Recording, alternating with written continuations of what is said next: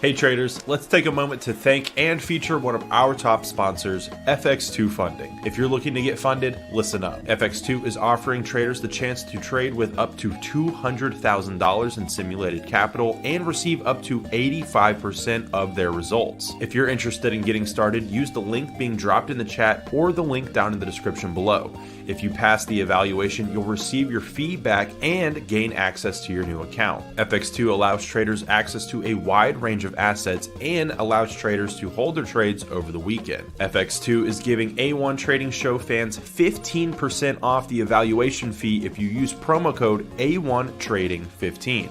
So if you'd like to learn more, again, use the link being dropped in the chat or the link down in the description below and use code A1Trading15 at checkout for a discount on any of their evaluations. Now back to the show.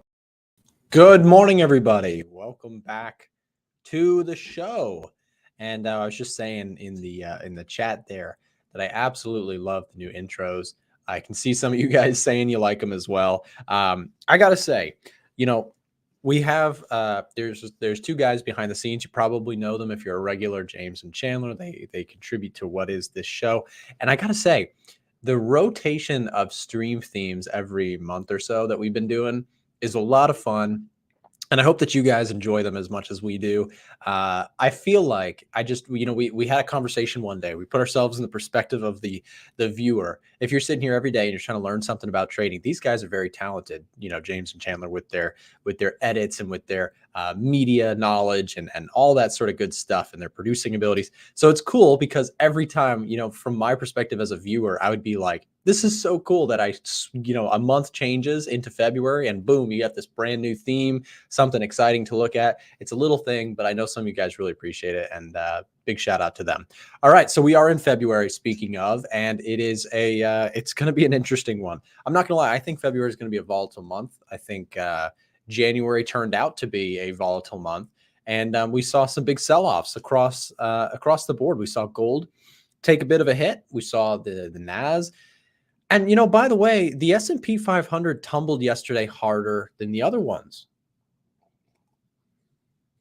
The only one of the major, I guess, indices is the Russell that underperformed from there. But the Dow held it together relative to the other two. But the NASDAQ took a pretty good tumble, and the S&P actually tumbled the hardest. Really interesting. And guys, today is a monumental day. If you're an index trader, like myself, if you trade S&P, if you trade NAS, if you trade Dow, today's a huge day. And if you haven't heard, here's something you should literally grab a pen on your desk with a piece of paper and you should write this down. Okay. Today we have Apple and Amazon. Okay. And if you trade indices, even though you don't trade stocks, you still trade stocks, because Apple and Amazon earnings after hours here today, which means at the end of the 4 o'clock Eastern time trading zone, we are going to get the earnings and earnings calls, a two-pronged event for each one of these major companies. They have a lot of weighting in the S&P 500 and in the NASDAQ and in the Dow for Apple especially, right? So my point with saying that is if you trade indices, be very aware that you have a special event which will cause large amounts of volatility at the end of the day. Okay. If you're not an index trader, then that probably won't impact you too much. However, it still is meaningful to understand how companies are doing. If the biggest companies are really struggling to hit earnings, that's going to tell you something. If they're really smashing earnings, like truthfully Google and Microsoft did, then that's a pretty good sign. That's a risk on sign, I would say. So it is an indicator, even if you don't trade indices, to be fair. Let's have a look around the room here, as we usually do on these shows. To start out, we've got the S&P 500 still trading lower overall, though a bit of a bounce back in the Asian session. US 30, same thing, very, very weak retracement there, and a little bit of cause concern if you're watching the Dow. You would have imagined there'd be a little bit more of a bounce back, but to be fair, these ones took harder hits than the Dow. So the Dow is just kind of trading slightly up. The S&P had a bounce. NASDAQ had a good bounce as well. Question, though, is that bounce going to turn back into immediate selling? My personal opinion is I think they have room to come down a little bit further. I'm watching for possible buys on NASDAQ. I highlighted that yesterday, but we had a big sell yesterday. I think there could be some follow through on that today. When it comes to the dollar index, I'm looking for a breakout. Okay. Here's the 1 hour chart. But just understand that we are at the top of that 4-hour chart resistance. We will pull that up on a full screen mode in just a moment. But the dollar trading around that 103.7 yet again. We've discussed this over and over. This level is resistance. This level is support. How many times have I been saying that with you guys watching? We've been discussing this as a group over and over. This dollar index just can't seem to get over or under these two levels. But today, perhaps we get something different. We do have some key news coming out in 9 minutes. We have unemployment claims. And what else do we have? We have PMIs at 10. Is that right? PMI, manufacturing PMIs. Yep, manufacturing PMIs at 10 a.m. So going to be an eventful morning here for USD impacted assets, so essentially everything, as we watch for those unemployment claims and the manufacturing PMIs at 10. Speaking of the euro and the pound, these are some of your dollar crosses. Took a bit of a beating yesterday off of what was overall a pretty, I don't want to say hawkish, but a higher for longer resumption from Jerome Powell, which I got to say, I pointed this out. So transparently, I'm going to pat myself on the back here for a second. But if you have been listening to my channel, I pointed that out yesterday and the day before and the day before that. My thought process for the Federal Reserve meeting was that they were going to really push back on the idea of March rate cuts. And I don't think you could have gotten a better outlook from the Fed, as Jerome Powell essentially got asked in the press conference, what about a March rate cut? Essentially, they didn't say it exactly like that, but he took it as that question. He says, basically along the lines of Jerome Powell. So I imagine you're asking me about March rate cuts, as that's kind of what people are wondering about, right? He then proceeded to say, and I quote, "I don't think it's likely that the committee will reach a level of confidence by the time of the March meeting to cut rates." That's a direct quote from Jerome Powell. So I got to say, Frank and myself, we kind of called that one. That is not necessarily what the market was thinking. In the weeks before that, as we ended the year last year, people were like, March rate cuts are coming almost certainly. There was like an 80 plus 90% chance that we were going to see rate cuts. That, I think, not necessarily is dead and gone. Like, there's still a chance that we do see March rate cuts, let me be clear. But Jerome Powell doesn't think so just yet. So in some ways, we were definitely right. And I'm pointing out that we were right because I also mentioned yesterday that if he said something to the contrary, I would bite my tongue and admit I was wrong. But we were right. So the point is, this is why we pay so close attention to fundamentals. The Fed has been saying very clear, and to Jerome Powell's credit, and his entire team at the Fed, they've been really transparent about what they want to do throughout this whole process. They're not, they've honestly weathered a really hard storm pretty well, I would say. Again, people are always going to criticize, and, Congress is mad at him because he won't cut rates right away to make them all get votes. But I think he's doing a relatively good job. And here's the thing, okay? We have strict wording from Jerome Powell that March rate cuts, we don't see that happening as the base case yet, right? He said the word base case, and I'm paraphrasing here. He basically said that is not the base case. March rate cuts are not the base case. So that puts it at a less than 50% chance that we see March rate cuts, which takes some air out of the chest of the bulls, right? When it comes to stock market bulls. Now, I am still a bull myself, but that short-term stimulus, junkies that were looking for March rate cuts, aggressively, that has been a little bit pushed back. And we see that also in the gold market. The gold market was really hoping that, hey, we're going to get March rate cuts and gold is finally going to fly. And it got taken away. Okay. This, guys, is why we look at fundamentals. Quick look at our scanner here. Take a look. We'll refresh the page on the top setup scanner for the Edge Finder, which is factoring in lots of different economic fundamental features, as well as some sentiment like COT and retail sentiment. Excuse me. So what we have here is we do still have NASDAQ bullish, and I am a bull on the NASDAQ, but I'm looking for that pullback. I'm watching that close. I'll keep you guys notified if I do take a trade inside of the VIP room. I'm watching NASDAQ. Oil still getting a bullish read. I think that's interesting, despite the less likelihood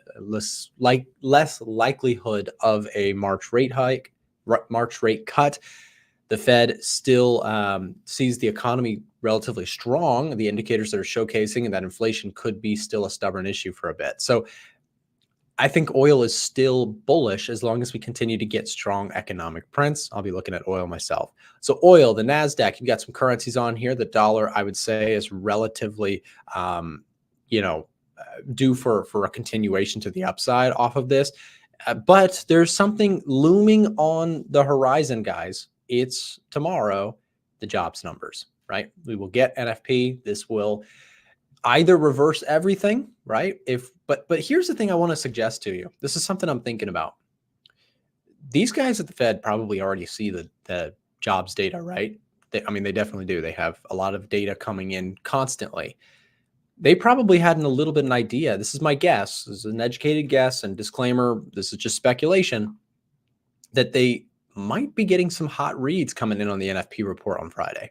And maybe that's why they're also a little bit hesitant to March rate cut. And that was in their language yesterday when we heard from JP. Something to think about, right? Maybe they see some data coming in and they're like, hey, let's be careful here. So my point is, after all said and done, where does that leave us with actual market setups? Well, again, the Edge Finder is where I go for confirmations. We have oil possible longs, NASDAQ possible longs, and I'll show you guys where I'm at with these. Gold breaking back into this. If this level, by the way, comes breaking back in and doesn't hold its support as it did over here, I would say that's a read for a sell side move on gold. I am a longer term bull on gold. I like gold this year in the second half for sure. And if this thing does start to rush lower, I'll probably actually pick up some longer term, kind of short term counter trend positions. But in terms of a trading perspective, shorter term, gold to me is a little sketch, right? With that meeting that we had yesterday. Okay, so taking a look at some of the markets that I am watching myself, I'm watching the NASDAQ. If we do get a bit of a deeper pullback, here's the daily chart. A pullback to this level here is something that I'm watching for possible trade entry. Again, I am overall a NASDAQ bull. I don't think we need rate cuts in order for the NASDAQ to continue to move up overall, but I do think that a healthy pullback, let's see, that's a 3 to 5% pullback? Let's see, 3 to 5%, that's my guess. Yep, about 4.5% pullback, which is a healthy pullback in a bull move, right? I do think, what's happening to my camera? I don't know what happened with my camera there. Can you guys still see me and hear me? Let me know if we're good. It's still a healthy pullback, I think, overall. So I'm watching the NASDAQ. That's about a 50% retracement from this recent move, right? So you take your swing low to swing high. I really like that setup. I'm watching it for myself going into February. If we do get a significant, move lower here, okay, good. Thank you guys for feedback. If we do get that, I'll probably look for a possible long. So that's a trade setup that I personally am interested in. I'm trying to stay patient on that. I did sell some puts on the Russell, which so far is looking really good. Obviously it's only been, I sold puts like right towards the low. Sold puts, meaning essentially it's a bullish play. The Russell is something over the longer term I'm happy to potentially build a position in. Shorter term, I think, has some struggles, but still sold puts for the possibility of building up a position on the long side for perhaps the second half of this year, but we'll see. S&P 500 sold off, but still kind of sitting at support. We'll see how this level reacts going forward today. The dollar index, remember we mentioned the 4-hour chart. Check this out. The dollar index is struggling still to find its bearings above or below this price. And this has been an ongoing thing for several days. If we get, I'll tell you this, the FOMC meeting got us all the way back up here. However, what's going to get us above here? What could, and that's the key word, it could get us above there is NFP, right? If you get jobs numbers that are real strong, that's going to add merit to not only the pushback on March rate cuts, but it's going to show us some economic data that's really going to solidly say, hey, the jobs market is real strong. still, like it's not not even budging from where it's at, it's going to be hard. Okay, we got news. I apologize, guys. Let me make sure. We did get a little bit of reaction there off the dollar already to the downside. Let's see where we're at. Okay, higher than expected unemployment claims came out by a little bit, and revisions revised from 214K, so nothing too crazy on that front. Slightly higher than expected unemployment claims, which is why we saw just a slight bid lower, or a slight push down lower on the dollar index, but nothing of too substantial moves here. The oil market not moving too much. The gold market seeing a bit of a bid, but no crazy volatility here, guys. We're not seeing any massive spikes off of that. S&P 500 just slightly ticking higher on that.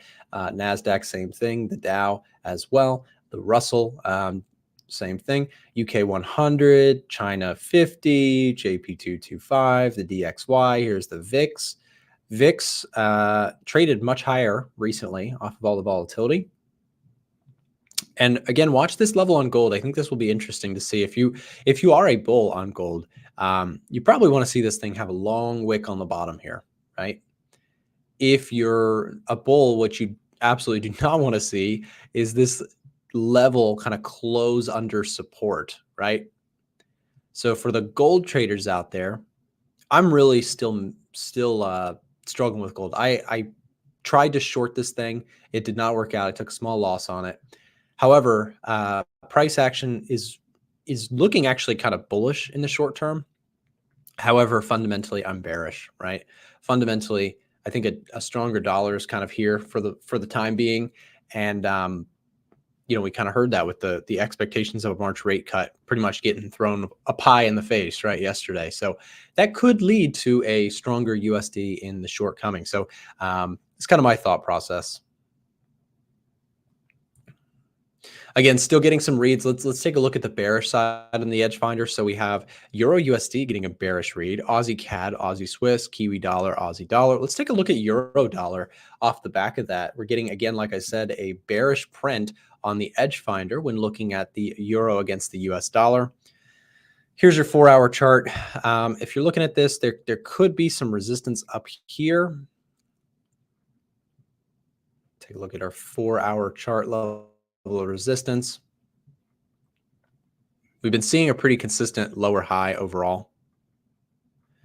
So we'll have to watch this one, but euro on the possible sell side looks interesting. Preferably if you get a pullback on the euro, that might be actually an interesting play. What do you think of yen pairs? Aussie yen is on here. USD JPY, I would actually say I'm on the more bullish side just because the Edge Finder is giving us that read, which is telling us, in terms of Edge Finder confirmation signals, we're getting a pretty bullish read overall for dollar yen, which has been the case for a little bit now. So let's go look at dollar yen, see how things are going. So take a look at dollar yen. It's been on a nice bullish push. It may actually be coming down to retest this level. I thought we were going to touch this level yesterday. I mentioned yesterday I'd possibly be interested in dollar yen longs around this 145.75 level, let's call it. You have this pullback that looks like a 38.2% retracement. Let's see if that's right. Yeah, there it is, 38.2% retracement. So I think this actually could be a pullback play on a daily chart level for a possible continuation. I do kind of like dollar yen on the long side based on the idea, again, dollar bullishness could be an interesting play here. So I'll continue to watch, at least in the short term. I think the yen could see on the second half of the year, if we do start to get some dollar weakness, could be a different story. But for now, dollar yen, I would say actually looks pretty strong on a price action on the daily chart. Sure, you kind of broke this momentum, right? But the daily chart still looks healthy as long as we hold that 145.55 level again, let's call that. So yeah. So I'm watching dollar yen. That might actually be a trade for me. If I can get an entry there, I might do that. So dollar yen's a setup that I like. Again, Edge Finder confirmation there is going to be the main reason. Euro USD, possible sell setups if we get a spike there. Kiwi dollar, Aussie dollar, same thing. We're getting some strong reads there on those crosses. Here's the Australian dollar. I mean, this one's already making its move, so I might have missed that. Kiwi dollar also. Yeah, look at this. You actually could, if you're looking at this from like a 4-hour chart perspective, if this thing gives you a retest, I actually really like this setup, like a possible pullback continuation. So there's a lot of stuff kind of pending right now off of the back of yesterday's moves. I think there could be some interesting breakout retests kind of on some of these really choppy charts. But again, the Australian dollar on a retest, probably another trade I like. Again, kind of all based on USD strength and edge finder bias. Take a look at COT data. We do get the latest data on this on Friday, so we'll be watching this close to see what happens with the US dollar, especially. See if they buy more USD or if they sell it or whatever they do. So might be interesting to watch that. COT data is, of course, institutional money. We track it week to week so that we can get an idea of what institutional money is doing. What are they buying? What are they selling? Take a quick look at retail positioning. I mentioned Australian dollar. This is really interesting. Look at this, guys. So the Australian dollar, 74% of positioning from retail traders on the data that we have are on the long side. It's a pretty good sample size, and we can see 74% being on the long side. Retail traders are really buying the sell-off on the Australian dollar, and that tells me there's a possible stronger chance that we actually could see a continued sell-off. So if we do get a breakout retest in the AUD USD, that might actually be a trade setup. So I'm watching that one. Same thing with dollar yen. You know, a lot of traders are actually bearish dollar yen, which gives me that contrarian bullish signal. So this contrarian signal on the left is just telling you when something is over 60 or under 40, right? So it's saying if there's like a 60, 40 or greater divergence on sentiment or positioning, right? We mark that as a red or blue, you know, hey, bullish or bearish signal. So keeping it really simple, it's just a contrarian signal there. But yeah, it should be really an interesting thing to watch. Dollar yen, Australian dollar on the currency trade sides is going to be probably my most interested setups if you're an FX trader. So yeah, really, really interesting there. I should mention also, guys, if you're not already using the Edge Finder and you would like a copy, we are currently doing 45% off, and this is ending tomorrow. Tomorrow is the last day to get 45% off the Edge Finder before we take that sale price away. And also the transparency here that I've been mentioning all week is we are planning to restructure pricing on the Edge Finder. The price is going up as we've added so many new features. And so this is going to be your last chance to pick it up at this huge discount before the price does change. If you have not already picked up a copy of the Edge Finder and you'd like to take advantage of this 45% off sale before it ends, click this link. It's in the chat right now, and you'll be directed to speak directly with a person on our team. So let me just show you what that looks like, just so you know where that link takes you. So when you click that link and you click chat now, you'll be connected with someone on my staff, a real person, not a robot, not a landing page. You get to speak with someone about the product. If you have any questions, if you have any concerns, if you would like some more information, or if you just like to lock in that discount price, again, click that link, click the Edge Finder 45% off flash sale, which is ending, like I said, very, very soon. So take advantage, click that link, and go from there. Okay, so let's see. Back to the charts here. Again, if we do get a bit of a push, I'll be watching that one close. The S&P 500, the NASDAQ, still struggling overall, but a bit of a bounce here on the day so far. So that actually is interesting, up 0.5%, despite yesterday's carnage in the markets. And like I said, I am still a bull on this. I would like to see this market continue, but I'm just looking to see if I can squeeze out a bit more of a pullback here to possible enter in some longs. If we don't get into that, I do have some puts that I've sold on a couple things. For those of you guys who are familiar with options, I am I like to sell options. I sell puts. I sell covered calls. That's something that I've been doing for some time now, and I really, really like that style of trading. It allows me to build positions when I can on things that I really like to hold long term, while also kind of trading as well. So I have Russell puts that I've sold. I've sold XLK puts as well. I think both expire March 1st, so there's some good premium to collect there if those things move higher. So either ways.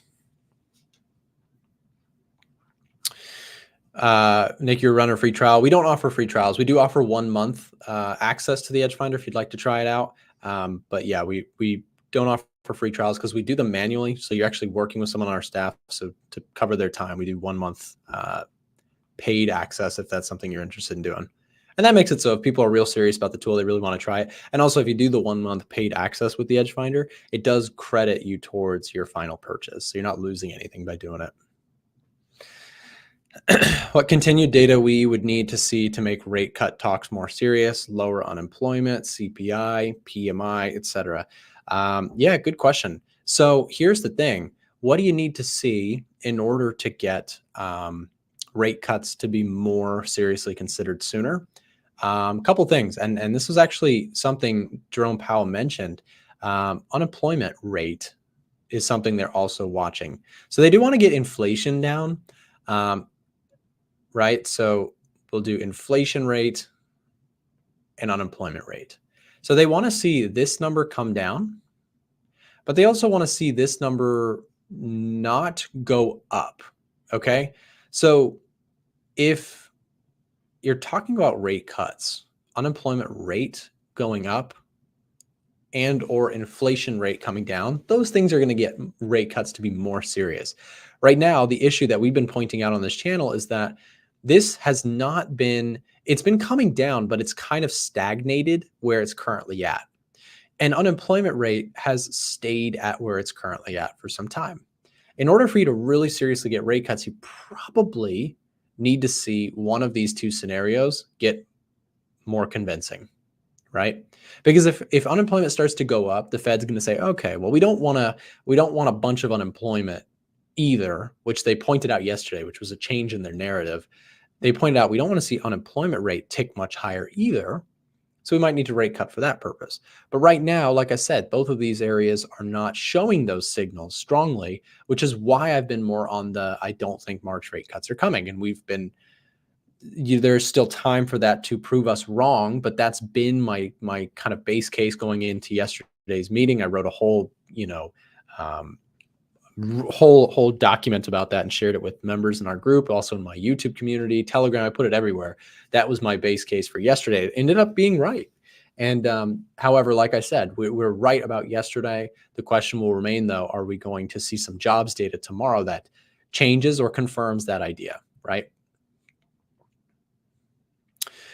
Can you explain, Nick, what it means that retail traders are always wrong in the Edge Finder? Retail traders are not always wrong. However, they are wrong often enough that it's worth mentioning. We know that retail traders typically lose money. So if they're all piled into the Australian dollar or the Kiwi dollar, or they're all trying to short the S&P, if you see traders really crowding a trade, it's at least something to be cautious about. Right? That's why we signal it. And that's why it's also calculated in the algorithm. So the algorithm then takes that retail data and it automatically assigns ones, zeros, or -1s to our total score. So the Edge Finder, how we just explained retail sentiment, it does that same logic for lots of different variables. That's why the Edge Finder is such a powerful tool. It looks at a wide list of data for you, automatically generates positive or negative reads for each category, and then summarizes things that are most bullish or most bearish based on those things. Now, these signals are not perfect. Nothing is. But with this confirmation signal on top of good technical analysis and good risk management and good, psychology and all the other things that are, quintessential to positive trading results, it can be very, very helpful in your trading. That's why I use it every single day, every single stream. Yes, of course, we also sell copies, and I'm transparent about that. But there's so much utility in this tool that we've worked tremendously hard to build. So, yeah. Okay, so let's see. What else do we have in terms of what we're looking out for? At 10 a.m., we do have manufacturing PMI. It's yet to be said whether or not we'll make it to that point in the stream. I will let you guys know. But in the meantime, we do have some technical Thursdays coming your way, which we're going to have Miko and Marco join the stream and take a look at some charts with me. I'm excited for that. We're going to take a quick break, thank the sponsors of today's show, and they'll be right back with Miko and Marco just after this. Attention A1 Trading Show fans. If you're interested in getting free access to the Edge Finder or our premium trade alerts, listen up. For a limited time, our show's partnered broker Eightcap is giving out free access to our products when you sign up for a new trading account with them. If you already have a broker, you may want to consider switching to Eightcap because of their low trading costs, a wide range of trading assets, and their amazing customer support. If you'd like to get access to our software and Discord server for free, click the link being dropped in the chat right now and ask one of our team members for more information. Don't miss your chance for free products and an award-winning broker. Now, back to the A1 Trading Show. Okay, guys, and we are back for Technical Thursdays with Miko and Marco. How are you guys? Hello. Good. How are you? Good, and good to have you guys back on the show for what is probably one of the craziest weeks of the year so far. We have just on every front, we have economic data coming out. We had the Fed meeting yesterday. We have a lot of stock earnings this week. There's just plenty of things that can create some serious volatility. I'm glad you guys are here to help us weather the storm a little bit. Just before we jump over to you guys' charts, I wanted to update everybody in the room. We have the S&P 500 making a little bit back of its gains. The Dow is, it's mixed. NASDAQ, same thing as the S&P. The dollar coming off the highs. The euro, the pound making moves slightly higher here this morning. Gold recovering a bit, and oil as well. So there's your update. And with that said, I guess Marco, we'll toss it over to you. What are you watching here this morning? Sure. So I am currently in a trade. I may be stopped out now. I have to check my broker. It is on the Aussie and US dollar. And it's a sell setup, so right about here. So I can go over it quickly. What I was seeing was some nice bearish pressure. So I was seeing a nice downtrend right here in these legs. So some nice bearish momentum. And also I saw this V reversal. Not the cleanest formation, but it does tell me that the probabilities are for this to go down. So usually V reversals do tell me that the price is going to go down. If it's this way or if it's the opposite way like this, then usually price goes up, and it's kind of the same as a cup and a handle, or maybe even a inverse head and shoulders. So it's all the same pattern but a different name. That is why I took this break and retest trade with a 13 pip stop loss, and I think currently almost taken out of this trade. We'll see. I think I'm still in. Let's see if it either stops me out, or if it does continue down, then I'll look to sell more on the lower legs. Definitely like the breakout out of the range. So fortunately for us trend traders, we did break out of this whole structure, and I'm glad to see it because this was ranging from like the 19th of January all the way to the 31st. So for a really long time, it was really, really flat. Rest of the pairs that I'm watching, EU, not really flat, range bound still. EJ, I am watching. So overall, it's descending. Usually when I see a descending channel, I do expect the price to start a trend in the opposite direction. So if I see more, I want to see a bit more bullish pressure, I will look to get in on some buy setups. So EJ is on the watch list. AU is on the watch list. AJ, yes, on the watch list as well. I'm seeing if this bearish momentum can possibly continue to the downside. And then we have GU. GU is kind of flat in this area for me personally. Very corrective, very flat, leaving this one alone. And the final one for me is the New Zealand Japanese yen, where I'm seeing two very strong bearish legs. And I'm seeing if momentum to the downside can kick back in. So I could look for some sell setups as well. So this one is on the watch list.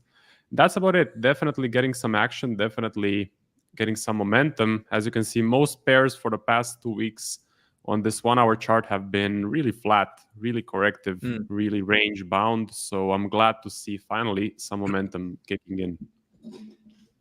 Yeah, and you mentioned the Australian dollar. I was talking about that a few minutes before you guys joined.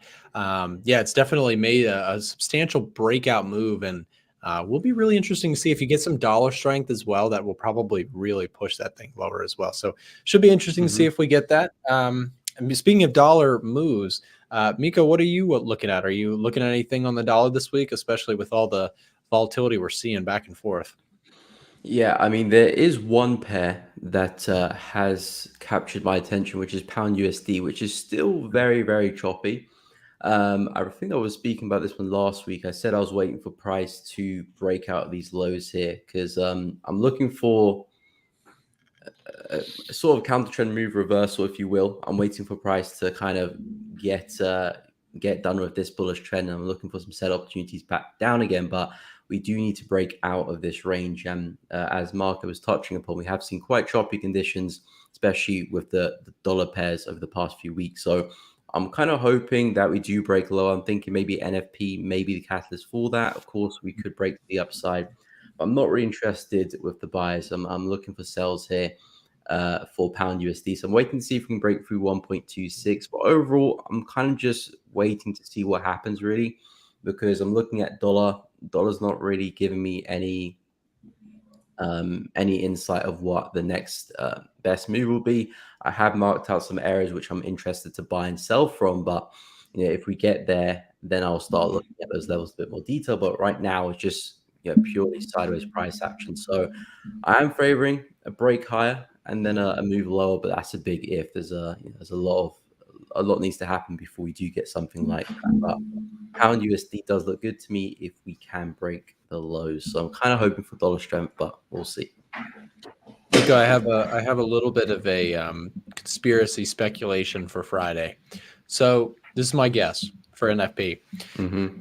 Jerome Powell, we heard yesterday, he mentioned like that the idea of March rate cuts, which was what was getting the dollar so weak and people kind of really excited.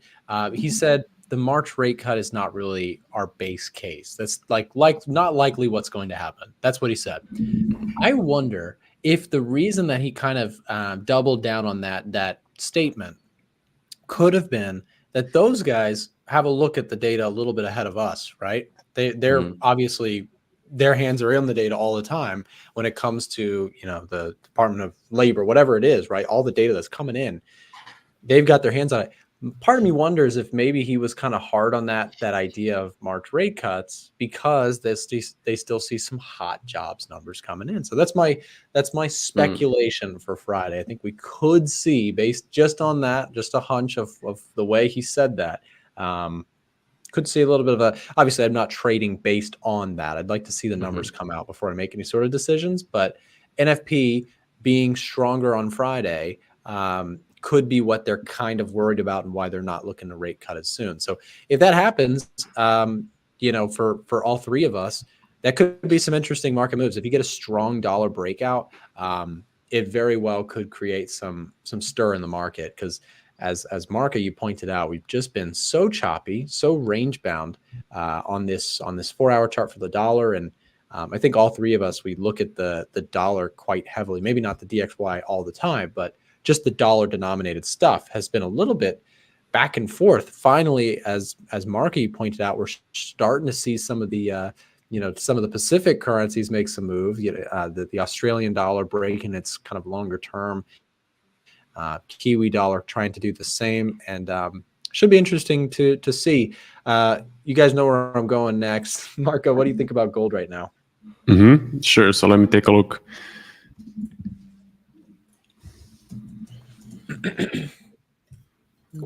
Okay, for gold, on this 1-hour chart, I am seeing this large ascending channel.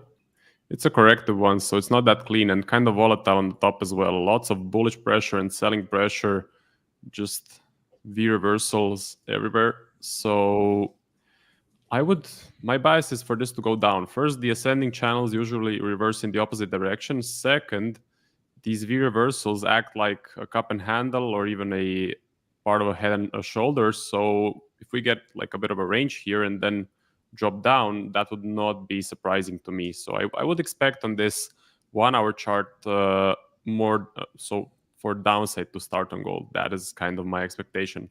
On the larger scale, like on the 4-hour, let me take a look. I think it's just very corrective and flat overall. Yeah, I could not really make a bias on the 4-hour, but I would not be surprised if on the 1-hour we go down, maybe hit these levels of the lows like this. Again, we are kind of on this 4-hour moving from from the top of this range to the bottom. So that could be a play if you're into these sort of larger time frame analysis. And I saw, Nick, Yeah. your stream when we were just starting. So you said that most retail people are long the Aussie US dollar, right? Yes. Yep. There's Mm-hmm. and I've been watching this one, Marco, recently. I'll pull it back up here for us just while we're talking. The Australian dollar. Yeah, it's been and noticeably, not only is it now reaching 74%, but like earlier in the week when we were talking about the pair, it was at like 60%. So it seems like Mm-hmm. we've seen Mm-hmm. this progression where as the Australian dollar continues to sell off, we're seeing retail traders piling more into longs against the trend. Mm-hmm. Mm-hmm. Mm-hmm. Interesting. Yeah. Yeah, So it's always interesting to keep an eye on retail positioning because when it does get extreme like this, I find that to be, definitely, it's like they all think it's got to reverse and then it just keeps going. It yeah. happens so frequently in markets that momentum is a thing purely because of that thought process. Psychologically, they're like, oh well, it's gone down so much, it's got to bounce from here, and then it just Mm-hmm. keeps going. People are like shocked by it, and they get stopped out or add to positions and continuously. So it is a psychologically, it's a very repeated process. But I do want to go to Miko. I got a same question for you, and curious gold, but also silver. Silver I thought was really interesting. It's really making a stronger push lower. Gold topped out here has come back a bit. But what do you think about gold and silver? So yeah, with gold, I'm kind of with Marco. Conditions aren't really really that great with gold. Price action is still very choppy. I was looking at gold kind of in this descending channel here. Price was making some lower lows and lower highs. I was looking for this to continue south earlier in the week, but we didn't. We have kind of broken through that, but I'm not convinced by the break. I was looking to see, okay, if we're not going to continue this bearish channel, let's break higher and start to see some momentum. But we haven't really seen that momentum. So this breakout is not really convincing me of much.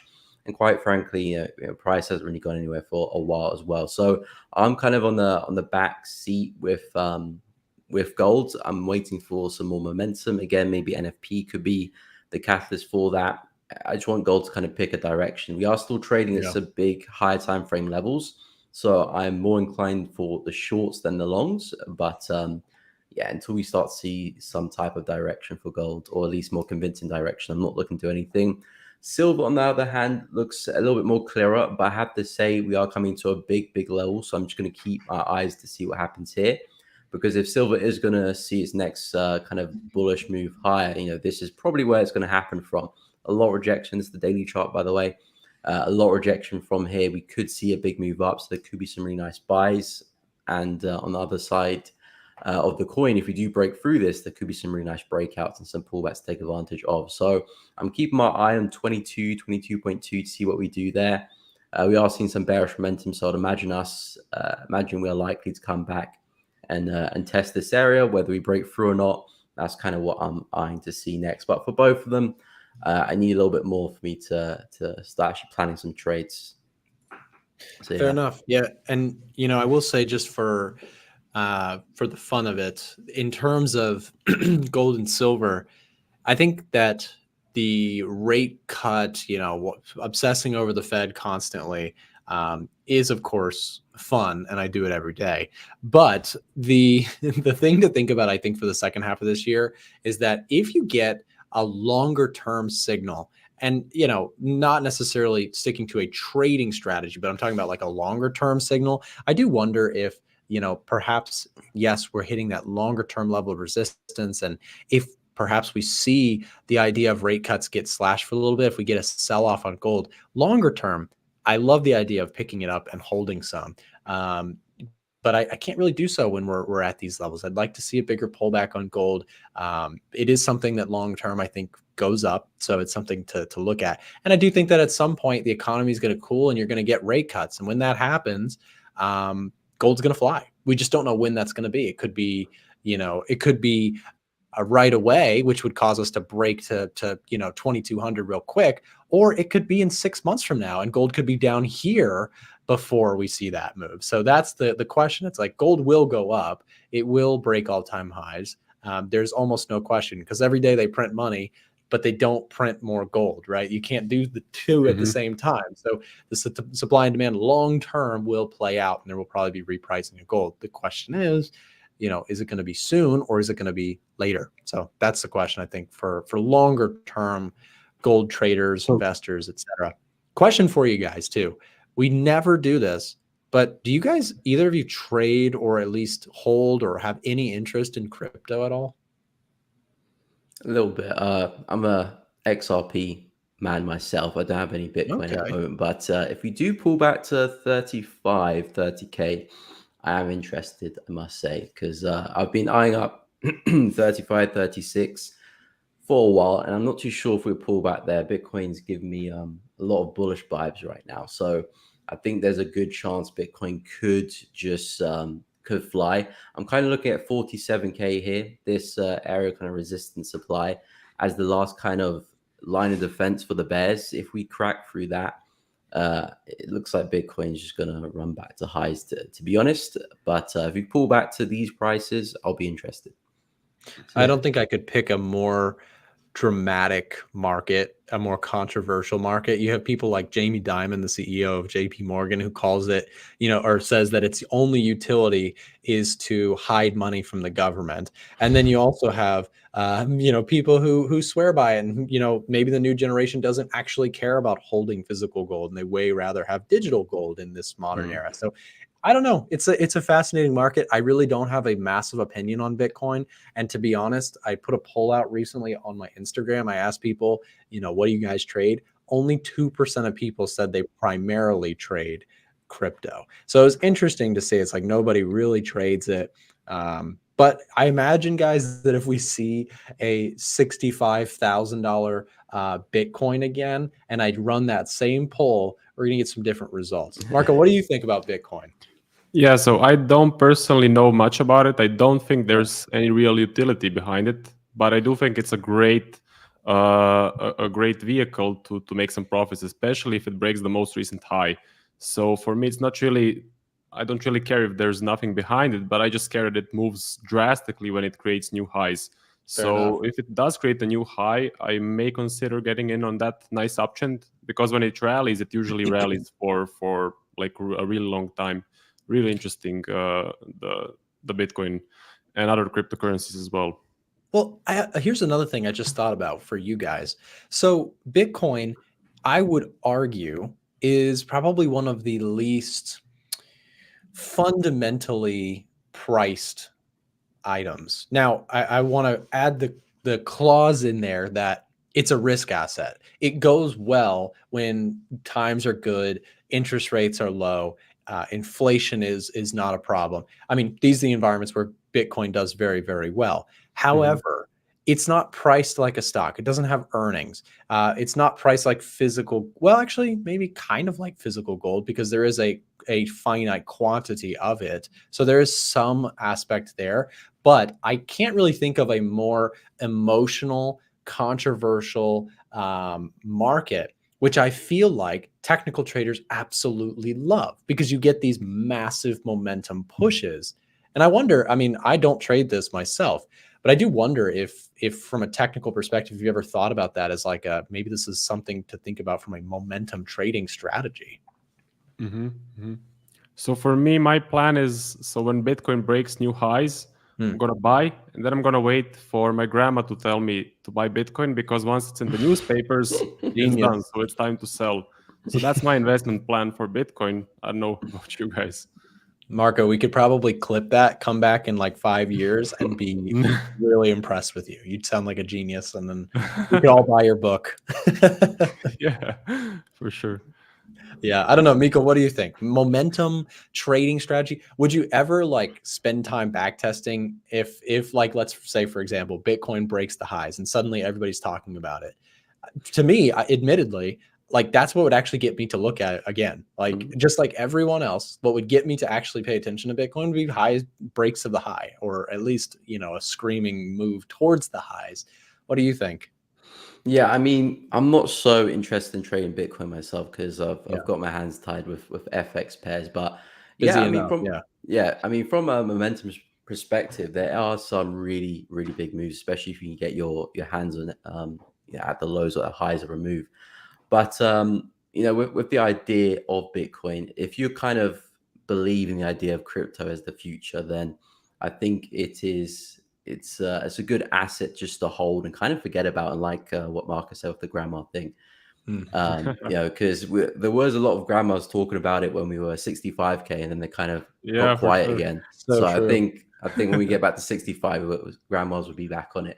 So I'll tell a real quick funny story. I went in one time to a Panera. I don't know if you guys have Panera where you're at. It's publicly traded, so maybe, but it's like a bread company, and it's like soup, salads, bread. So I go into this restaurant, and I'm ordering my food, and there's and this is like right at the peak of Bitcoin. Like this is just, I should have went home and shorted the crap out of it, because at the time it was trading on the futures market. So I could have theoretically done this. Obviously hindsight 2020, but it must have been like, this was back when I was in college. So it was, pre 2020, but it was like the high of Bitcoin before, massive sell-offs. And there was just like 6 college guys all huddled over a computer, and they were all just pushing each other to buy more Bitcoin. And I was like, this is something out of a movie. This is literally, you could literally film this and make millions.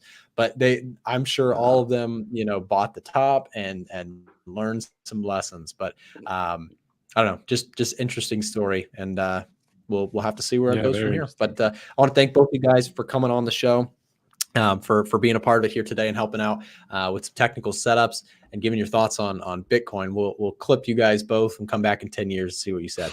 But Well, I just have one quick question, if that's all right. Yeah. So I wanted to ask you about your gold trade. Is it more of an investment or a trade? The one you were talking about for a long-term plan. So I don't have any gold right now in terms of an investment or a trade. However, I do have like some physical silver, very small amounts, just for fun. But I do think that if physical or if gold were to sell off pretty hard, perhaps on the idea of rate cuts not coming anytime soon, if that continues to get pushed back, if the economy is just too strong for a while, I think that there could be more of I would call it an active investment. Not something that I buy and hold forever, but something that I buy and hold constructively, waiting for an opportunity to sell it off. So an active investment. That's the best way I'd say. Not a buy and hold forever. You could buy it. I mean, a lot of people buy and hold gold forever. I mean, in like Asian cultures, they physically buy gold. That's like something they do. In the US and much of the Western world, we don't really do that as much. People do it, but far less often. So I feel like Bitcoin is our generation's like favorite thing outside of just traditional stocks. But yeah, good question. Thank you. Cool. Thank you. Yeah, very interesting. Yeah. Well, thank both of you guys for coming on the show, as always, for Technical Thursdays. And I should also mention, we dropped both of these guys' YouTube channels. For those of you watching, if you'd like to keep up with Miko and Marco, in fact, I would ask you to do so. Please make sure to go subscribe to both of these guys on their channel, show them some support, and we will see you guys on the next one. Thank you very much for coming on. Thank you. Thank you. See you guys. All right, guys, and now we're going to bring in our coach, Ivan FX, from the A1 trading community. We'll hear from him and say hello to him. Actually, we'll just bring him in right now because we've been keeping him waiting. So, hey, Ivan, how's it going, man? I'm good, on you? I'm good, and it's good to have you on the show. Ivan, yesterday we had a huge Fed day. What are your thoughts? Well, surprising that little comment that he made. What was it? 31 minutes into the press conference, it was clarifying his statement, and then he slipped the tongue. And well, if you think about short-term cutting interest rates, March is probably not something in that direction, and the market is boom, So yeah, made Yeah. some money on that. Did you? What were you trading? Yeah, sold the euro dollar. Oh, nice. Just 20 pips, just 24 pips. You know, it's small. So now price is higher. I sold 108.24, I think. And I got out at 108.05 or 4. So yeah, I felt okay. And ball out, I can see you being dollar bearish. I don't agree with you, but you know, it is what it is. Yeah, no, I mean, Ivan, that you pointed it out perfectly. Jerome Powell was asked. You know, honestly, I know he's a controversial figure, but I like Jerome Powell. I think he's just an old man that is a nice old guy, and people try and bully him around. And yesterday, he grabbed Wall Street by the shoulders and he said, "You will not tell me to rate cut anymore." You know, I think there was like something where Congress was like sending him letters like, "Hey, you guys need to cut rates and all this and that." And, you know, Wall Street, all the stock guys are like, we need a rate cut. And yesterday he just was like, March rate cuts are not the base case. And it was like, boom, the market just exploded. And honestly, you know, we've talked about this, Ivan. I think in our last conversation, we were saying economic data has been strong. They're probably going to push back on that. The market's getting super excited. And, you know, Jerome Powell he's not trying to be the bad guy. He's just trying to stay true. This is what they've been saying. They called for they called for 3 rate cuts in 2024. And the market's been like running with 7, and now they come down to 5. So it's been this battle between Wall Street and Jerome Powell. Yeah. What is it now? Yeah, it's probably going to be. So the thing with dollar strength, it's still being priced in. It's not over yet with the dollar strength. So you know, not investment advice, but you know, just what I see so far. So I think we're probably gonna drop for another week or two. Probably around 200 pips. That's at least my projections are. That's normally what's going to happen. But it's a pushback based upon the data. He can't rate cut because of the data. And if the data was different, if data was 3.1, 3.0, 2.9, a dollar bearish would be very appropriate. And what I see now that the market is very base to base. It's like in December where like everything was dollar bearish. You know, the stock market rose, everything was dollar bearish, but now everything is dollar bullish, just because of 2 data points in the inflation data points. That's the difference, and that's what we have to be maneuvering around and not being either scared about Middle East, about Yemen, about all those other things. That doesn't really drives the Forex market, but where is your attention should be is inflation, is dollar bullishness so far, medium term, and then we can talk about dollar bearishness when there is data that can confirm. Because what are we doing? We are pricing in, or we are trading what we think the Fed is going to do next. Not what the Fed should do, but what they actually do. Hashtag pound. Yeah, no, exactly right. And we've seen that reflected in some of these currencies. The pound trading there, and a little bit of a pullback. Dollar yen seems to be pulling back here this morning, but that's an interesting one to watch. Dollar CAD, you know, slightly up in the last day or two here.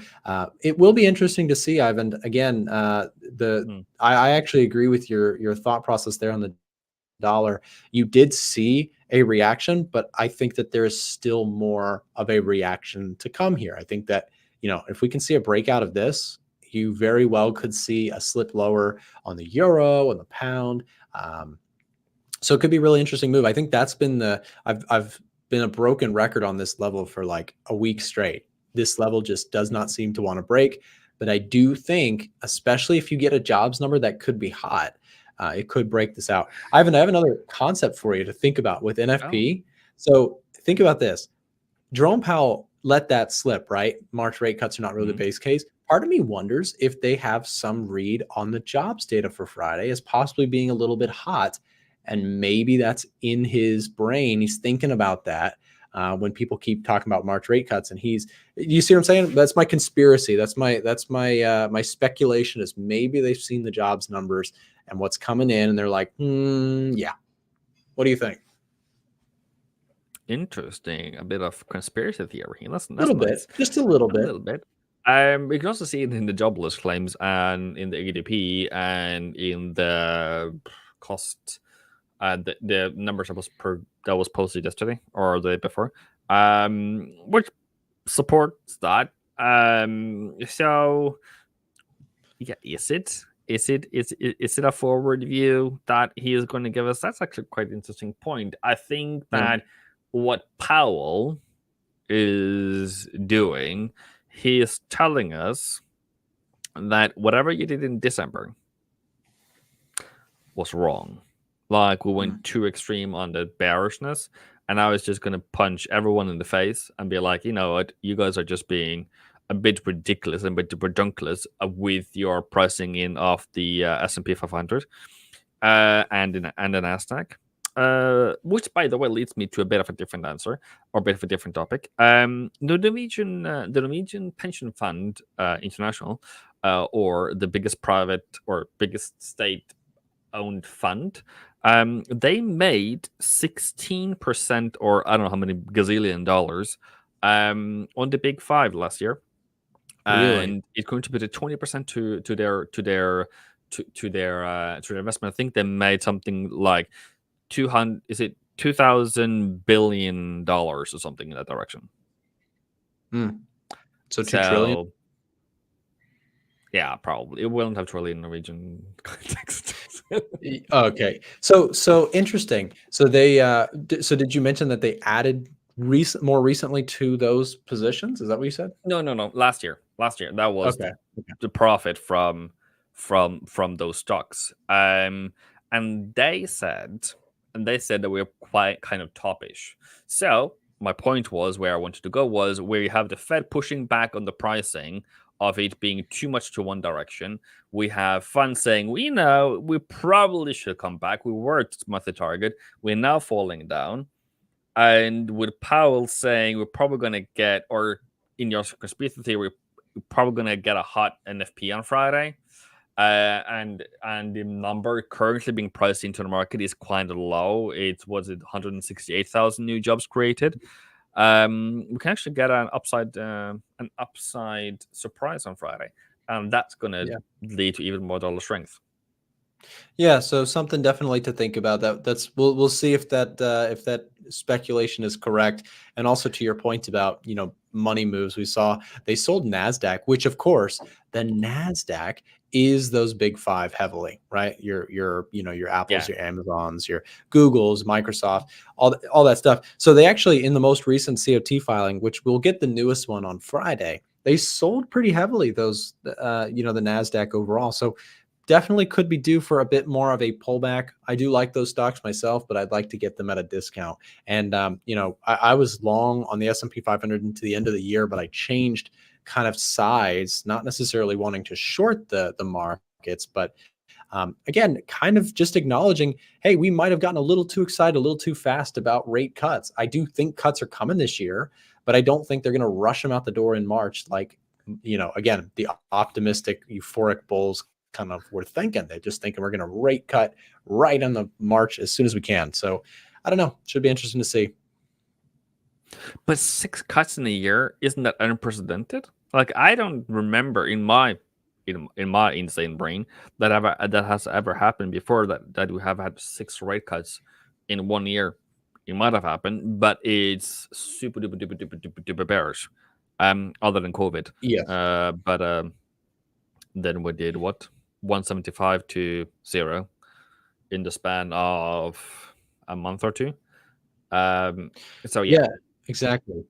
And I think that's the other thing too, Ivan, is I have been pushing back on this idea of rate cuts, but with it, I am not a bear on the market. I actually think that the economy being good is it's gonna prove out to help out with these high expectations for earnings, which earnings in the long term, guide indices. They go hand in hand over the longer term. And so if you want good earnings, you can't need 6 rate cuts too, right? While that may be stimulative, it might also be because the reason we're rate cutting so much is because the economy is really, really struggling, which we don't actually want. So if we do get 3-4 rate cuts somewhere in there this year, then I would say that that's actually the more bullish case for stocks over the longer term. Because if you're thinking you need a 6 or 7 rate cuts, to your point, it's likely like recessionary. And that's the other one. But it's only to a point. Like how fast is the inflation falling will be a key part here, because a falling inflation, lower interest rate is good for the stock market until it becomes too much. Have you ever eaten so much ice cream you had got a brain freeze? Yep, exactly. And you're stuck in that position, then you can't do anything. But to my point is, or what I want to say at least is, I'm still dollar bullish. I'm still S&P 500 bullish. It's just very high, and I think it's going to go higher. And probably won't get the bottom of it. I think this is going to continue higher. I don't think it's going to crash. I don't think we're in another storm, starting of another storm of this going to be the year where everything goes downtown. At least not now. But we need to have a pullback. I don't know how deep of a pullback we're going to have, but this is definitely needed, so we can get in at a better price. And I think what has to be mentioned and how has to be understood, and I've said it before, and I'm going to say it again, this year's move on the S&P is because of the election. So now it's a safe time to make a lot of profits and make this run, and then take a profit and then live off that for the rest of the year. Because I haven't remembered, maybe there's other years, but this is very strong raise of the S&P for so short time, and that should only be in times where the economy is doing great. And really great, and that doesn't necessarily reflect in the current economy that I currently see. Sure. Yeah. No, it's going to be an interesting year for sure, to say the least, when it comes to the election year, the second half of the year. I saw VIX futures are already spiking higher for the later months in this year. Just expecting volatility to be high as the two old men battle at it again. It looks like we're going to get Trump and Biden swinging at each other again. So should be an interesting year, Ivan. And I can't remember, were we doing streams together in 2020 at all? No, I don't think so. Maybe together. 2021. Yeah, we were close, but anyways, it should be an interesting time to go through this together again. I know we were both at least aware of each other in the last election cycle, so it should be interesting to see how everything turns out and to take it on together. Yes, Nick, we have been together for such a long time. We can't even remember when it was first started, but it's many years ago. That's right. It's been so long. Maybe in 20 years we'll still be doing this, and we'll just be like, okay, we're just sick of each other at this point. Yeah. By the way, about me being so young, I have a birthday on Sunday. So there were no streams, but at least, yeah. What are you going to do for your 13th birthday? And not work. Fair enough. Well, happy early birthday to you, since I won't see you again then. And Ivan, I think we're gonna move on here with the show. I appreciate you coming on and breaking things down.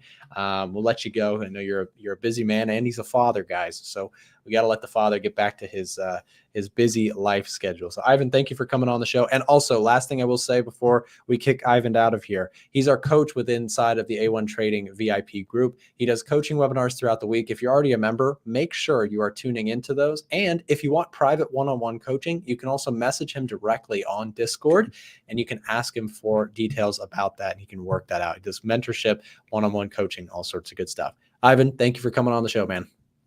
Thank you very much for having me. All right. See you later. All right, guys. And I think what I'm going to do here is I'm going to wrap up. We've been doing 1 hour and 10 on the stream. I will be getting a video out here in just a moment. I know we're going to miss the the PMI numbers, but I will try and cover those very shortly as well, probably on Twitter, Telegram, etc. If you guys don't already follow our Telegram channel, it's free to join. We'll drop the link here in the chat for you if you'd like to take advantage of that. Again, you can come join in on the action there. And remember, COT data comes out tomorrow. If you don't have a copy of the Edge Finder, it is currently 45% off for just one more day. So click the chat link here. We'll drop it in the chat here for you. If you're watching with us live, if you're watching back at a later time, you can click the very first link in the description to speak with a person on my staff about getting set up with a copy of the Edge Finder for this huge discount before it ends. Last call on this because we're changing the pricing around on the Edge Finder. So take advantage of this discount before it does go away. With that said, guys, thanks very much for tuning in. Hope you got something out of today's show. Shout out to all of our guests, producers for making this show possible. And of course, our good old fashioned sponsors, Eightcap and FX2. So thank you guys very much for tuning in, and we'll see you back later on. See you guys. Thanks again for watching today's show. Our goal at A1 Trading is to continue to share free value to our audience through daily videos and articles, keeping you up to date with the latest market coverage. If you enjoy our content, make sure to subscribe for more. From all of us at A1 Trading, have a great day, and we'll see you next time.